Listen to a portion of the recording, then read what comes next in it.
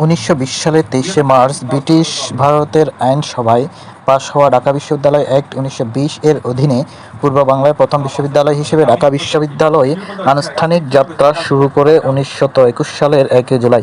1 জুলাই 2020 শতবর্ষ পদার্পণ করে। 1 জুলাই 2021 সালের শতবর্ষপূর্তি এবং 1 থেকে 16 ডিসেম্বর 2021 শতবর্ষপূর্তি উদযাপন করে ঢাকা বিশ্ববিদ্যালয়। সতীদাহ প্রথা রহিত করা হয় 1829 সালে। সতীদাহ প্রথা ছিল হিন্দু সমাজ ব্যবস্থার প্রচলিত একটি কুপ্রথা।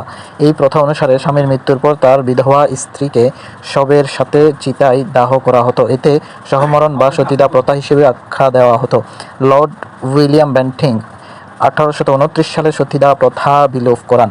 এই প্রথা বিলোপে অনন্য ভূমিকা রাখেন রাজা রামমোহন রায়।